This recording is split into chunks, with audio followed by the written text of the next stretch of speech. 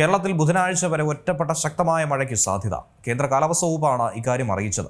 ഇന്ന് 6 ജില്ലകളിൽ യെല്ലോ അലർട്ടും പ്രഖ്യാപിച്ചു. മത്സ്യത്തൊഴിലാളി ജാഗ്രതാ നിർദ്ദേശമുണ്ടെന്നും അത് പാലിക്കണമെന്നും നിർദ്ദേശം. കേരളത്തിൽ വരുന്ന ബുധനാഴ്ച വരെ ഒറ്റപ്പെട്ട ശക്തമായ മഴയ്ക്കുള്ള സാധ്യതയാണ് ഇപ്പോൾ കേന്ദ്ര കാലാവസ്ഥാ വകുപ്പ് പ്രവചിക്കുന്നത്. ഇന്ന് പത്തനംതിട്ട, ആലപ്പുഴ, കോട്ടയം, ഇടുക്കി, എറണാകുളം, തൃശൂർ ജില്ലകളിൽ ശക്തമായ മഴ പെയ്യാനുള്ള സാധ്യതയുണ്ടെന്നാണ് കാലാവസ്ഥാ വകുപ്പിന്റെ പ്രവചനം. ഇതിനെ തുടർന്നുള്ള ജാഗ്രതയുടെ ഭാഗമായി ജില്ലകളിലൊക്കെ തന്നെ യെല്ലോ അലേർട്ടും പ്രഖ്യാപിച്ചിട്ടുണ്ട്.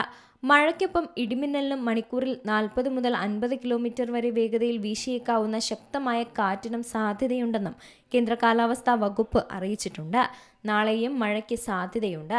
തിങ്കളാഴ്ച പത്തനംതിട്ട, ആലപ്പുഴ, കോട്ടയം, ഇടുക്കി, എറണാകുളം, തൃശൂർ, മലപ്പുറം, കോഴിക്കോട്, വയനാട് ജില്ലകളിലാണ് മഴ സാധ്യതയുള്ളത്.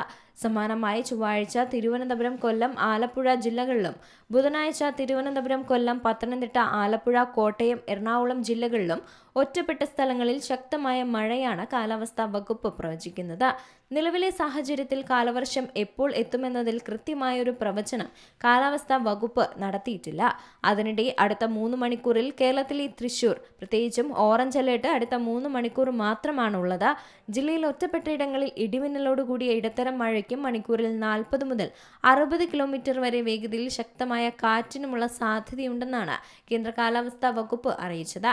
തമിഴ്നാട് തീരം, ഗൾഫ് ഓഫ് മന്നാർ, കന്യാകുമാരി പ്രദേശം, മാലിദ്വീപ് പ്രദേശം, തെക്കു കിഴക്കൻ അറബിക്കടൽ, തെക്കു പടിഞ്ഞാറൻ അറബിക്കടൽ, തെക്കൻ ബംഗാൾ ഉൾക്കടൽ, തെക്കൻ ആന്ധ്രാപ്രദേശ് തീരം, അതിനോട് ചേർന്ന തമിഴ്നാട് തീരം, വടക്കൻ ആന്ധ്രാപ്രദേശ് തീരം എന്നിവിടങ്ങളിൽ മണിക്കൂറിൽ 40 മുതൽ 50 കിലോമീറ്റർ വരെയും ചില അവസരങ്ങളിൽ മാത്രം മണിക്കൂറിൽ 60 കിലോമീറ്റർ വരെയും വേഗതയിൽ ശക്തമായ കാറ്റിനും മോശം കാലാവസ്ഥയ്ക്കും സാധ്യതയുണ്ട്.